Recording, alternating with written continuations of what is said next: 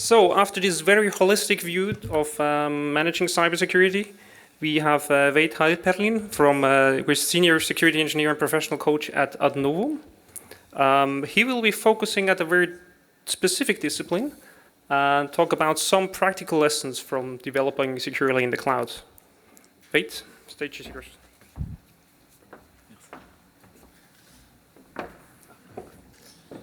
Hello and welcome to my presentation to Cloud Security Risks, Practical Lessons from Developing Securely in the Cloud. My name is Veit Hailperin. As you heard, I work for the security group inside the Technology and Innovation Department at Adnovo. And maybe you ask yourself, so why are we talking about secure development? Isn't this like something for a DevSecOps conference? And the reason we need to think about how to develop securely is practically every device that we are trying to talk about now, how to secure it, runs software in it. And it doesn't matter if it's a SCADA system or an ICS systems. It doesn't matter if it's a medical device or if it's a completely virtual critical infrastructure like potentially the new AID in Switzerland. So in the context of supply chain attacks, we really need to think also of securing the way we develop the software. And yes, so first, I think really it's funny maybe in the context of this to talk about this, but the biggest challenge we have had as an experience is really the tale of the insecure cloud. It has about the same correctness, the same validity as the story of Santa Claus or the Easter Bunny, and I'll try to show you in this talk why. But maybe first, let's take a step back and be like, okay, so why not just do, like, let's have no connection, let's have it, segregated, as Fabrice just, mentioned, like the usual misunderstandings, and it's, well, software isn't developed by one person in a room closed. It's a group of people working on it, and it's always almost always a group spanning multiple organizations and companies. So you will need to collaborate, and you'll need to collaborate efficiently. There's lots of information that gets lost if you don't collaborate together on the same tools. Everybody who's ever built a software knows like those documents that have underscore date, underscore final, underscore one, dot x. So that's really important to have a good collaborative environment. And if you want to do this on-premise, I assure you it will look like Swiss cheese, your firewall, afterwards. So the cloud is really designed for having the tools to collaborate together. And that's why we asked ourselves, can we do the secure development also in the cloud? And yeah, so maybe like a quick pre-up.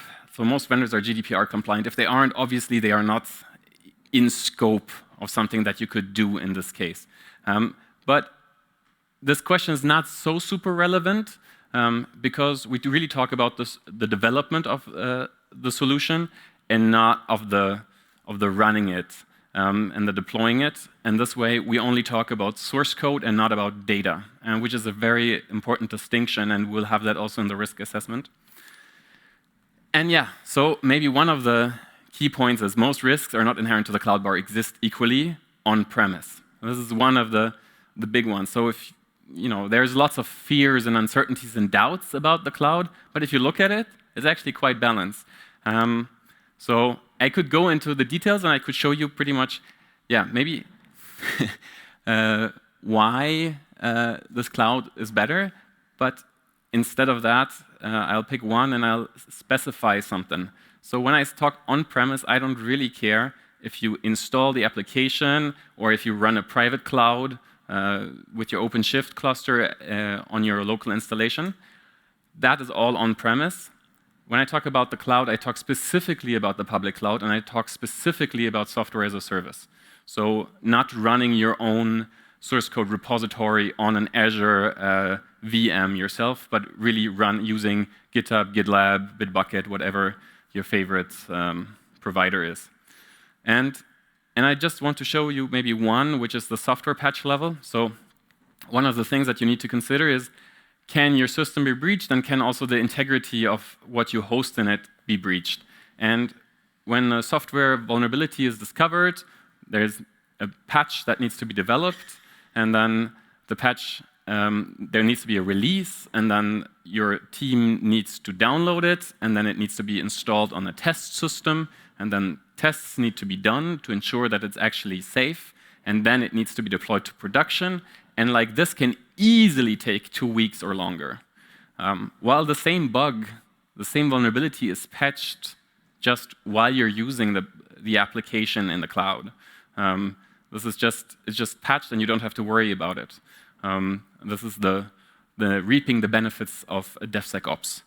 And then there's obviously a few risks that only exist in the cloud, and I'll talk about those later. But really, in most cases, the cloud has a higher security level, and that's like especially in those that are like exist on like equally on premise and in the cloud. The cloud just always is better, in most cases. And one of the things is that it's a design question. So these things are designed for collaboration and segregation while running publicly. And the other one is just simply math. Like if you run the infrastructure, like Microsoft can provide different teams running an Azure cloud than a simple enterprise in Switzerland for themselves, like maintaining all their servers themselves. It's just math. If you run GitHub for 20,000 companies, it will be different than if you run your own installation. So manpower is really one of them as well.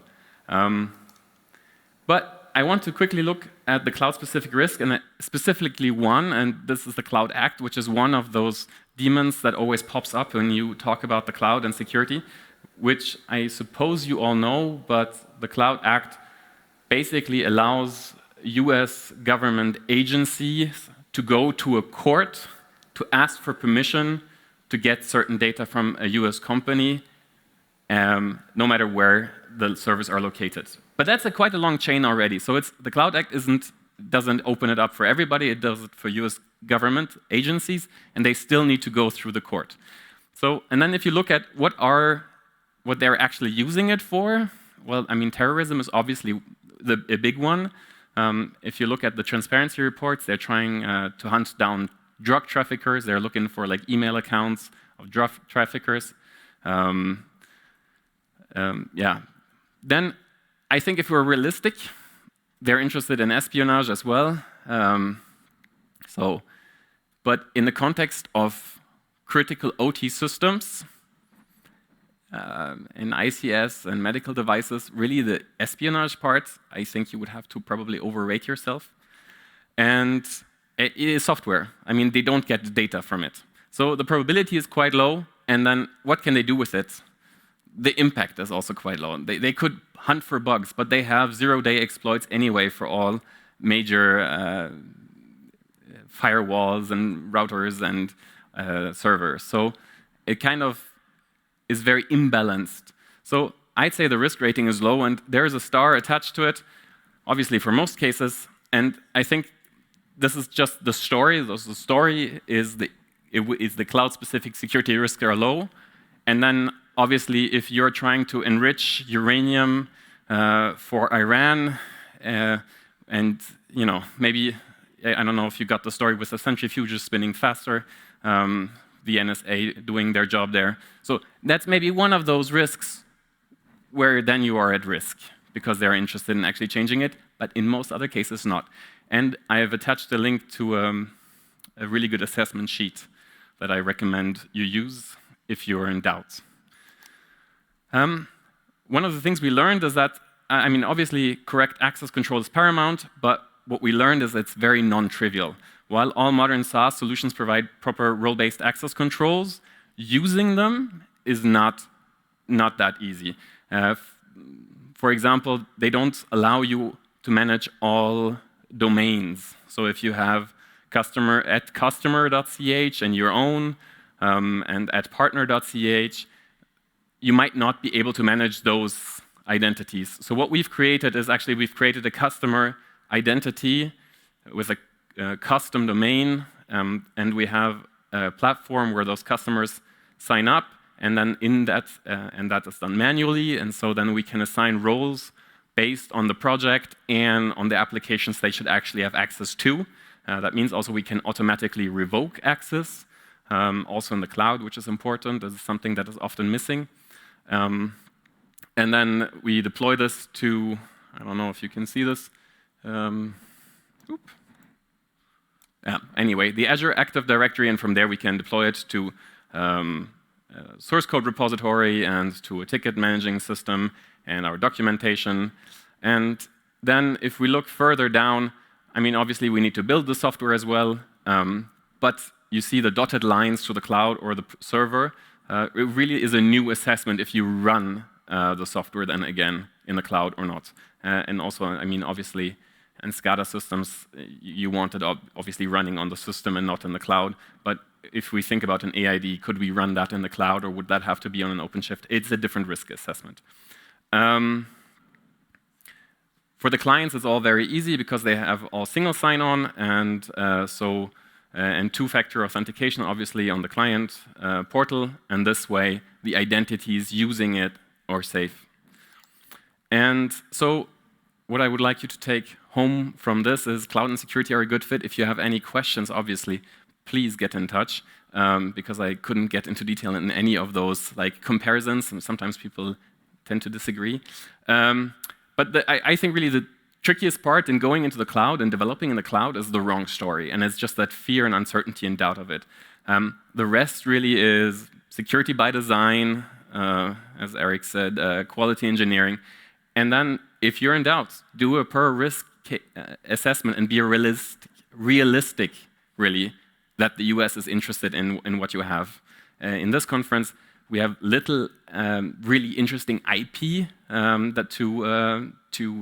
the US government, that they would use that to get there, but you might. So that would be one of the few ones where it actually then might tip over. And with that, I'd like to thank you for your attention.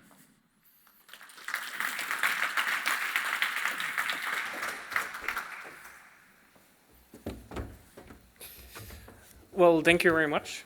Do we have any questions from the audience on site? None here, none online. So I would have a question from my side. You also work as a professional coach at Adnovo. Yes. So with the development, security development in the cloud, do you also see you also have a psychological background, as I understand? Yes. Do you also see a benefit on how people work together? So do they enjoy there more? So do they have more commitment on adhering to the rules? Yeah, so definitely. So one of the many benefits that you reap from cloud, using cloud tooling, is that it's modern. It has proper user experience design. So people do like working in the cloud a lot better. That's a lot of the feedback that we get from the teams that use our cloud collaboration platform. And it's also the amount of, so it's also saving money for the customers, because there's a lot less friction and a lot less data loss that gets, I thought that was the document, and then it's not the document anymore because it's been like 5 versions behind, despite the name saying final. All those things are like, it's the coming together, the collaboration, and it gives a lot more of a team feeling and a purpose feeling and an ownership feeling that definitely contributes also to the quality of the tools developed. Okay. We do have one question from online. Yes. It's going to be a personal one. Are you storing all your personal information in the cloud? So I assume that's relating to the NSA having interest in changing your personal information. Yes. So there's yeah, exactly. Does the NSA have interest in me? I obviously like to think of myself as important, but I know that I'm not important enough for the NSA to be of interest. I think the question is a very different one, because it mixes. So we were talking about source code and applications, and now we're talking about data. And data is a completely different thing. And security and privacy are two different topics, even though they overlap. I do actually store a lot of my data in the cloud simply for the fact that the security is a lot better in the cloud, even if the privacy might be not as optimal in certain cases. Okay, thanks a lot. With this, I would like to move on to the next speaker. Some of your personal information is actually available on the slides. Thank you. So if you have any questions, I think you're accessible by email. Yes.